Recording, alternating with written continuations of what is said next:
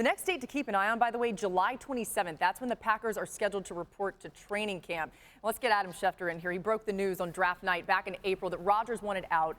Adam, has Rodgers' stance softened at all now that OTAs have started without him?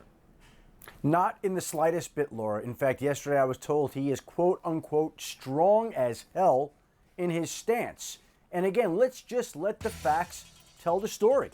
He did not attend OTAs, foregoing a $500,000 workout bonus for the first time in his career. This is the very first time in his career that he's missed a mandatory minicamp, which subjects him to a $93,000+ fine that the Packers can waive. And then you heard his closest friends on the team today say they have no idea if and when he'll be back. Well, he's not there, and they don't know if he's coming there. And the Packers organization has been meeting with him for 5 months now, trying to persuade him to come back, and he's still not any closer to being back, and he's still mad as hell. Then what does that tell you? It tells you that the Green Bay Packers need to start preparing for life without Aaron Rodgers. And it was explained to me this way also, that Aaron Rodgers, if he were to come in and elevate this franchise the way he has throughout his career and win an MVP, and they win games and championships and titles and all those things, guess what?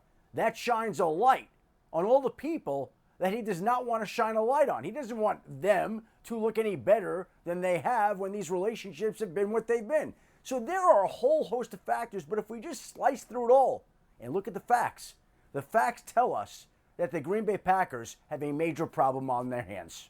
Adam with us until 5 p.m. We've known this whole time, RC, this is not a money thing. It's not a football thing necessarily. It's personal. So as you hear Adam's point there about if Aaron Rodgers shows up and plays and makes this Packers front office look good, that's not what he wants at all. How does that make you feel about this entire conversation? I mean, I've been saying it from the beginning that this was personal, that it wasn't about business. And depending on how you look at things, how you feel about things, you can either feel that Aaron Rodgers is in the right or Aaron Rodgers is on the side of wrong because he's not upholding to what his contract says he's supposed to do based on personal feelings. But that's why when you ask David Bakhtiari or Davante Adams what they expect Aaron Rodgers to do, they have no clue because this is based in emotion. This is based on what you feel. This is no longer about an organization and its Hall of Fame quarterback. This is about a couple's dispute. And you know what happens in couples disputes? It doesn't matter what the facts say. It doesn't matter necessarily of who's wrong or who's right. It matters about what people feel. And what Aaron Rodgers feels is he's been done wrong by the individuals that are executives for the Green Bay Packers. He separated that from the organization. And so there's no telling where those emotions will take him or when those emotions will subside. So if you're the Green Bay Packers, you have to know that you're in a whole heap of trouble and you better be getting ready to play without Aaron Rodgers. Okay, listen, RC, you're right on the money that it's personal. I think it's interesting, Adam's nugget there about, being explained to him in a way that, if Aaron comes back and the team has success, then, it's basically going to shine light and give credit to people that Aaron, doesn't want to have, credit given to. Listen, there's nothing more personal than that. And in many ways, it kind of, stinks to hear that if you're part of a team. And the team isn't just made up of players. It's made up of coaches and people that, work in the front office and in other areas of the organization. And that's a really bad look. And that's why I think this is about as ugly as I've seen it in Green Bay with Aaron Rodgers.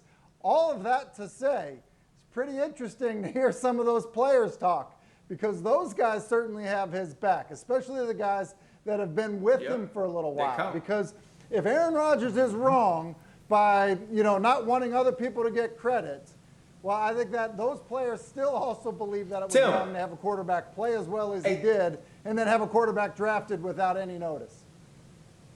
David Bakhtiari and Davante Adams did exactly what friends are supposed to do. I tell my friends all the time, I'm with you when you're right, and I'm even with you when you're wrong, at least publicly. They did exactly what you're supposed to do if you're a part of that team. I love that solidarity. I love the way they're rocking with him. But at the end, David Bakhtiari showed a little bit of his true Green Bay Packer teammate self and said, I'd be crazy if I said I didn't want the MVP back in this locker room.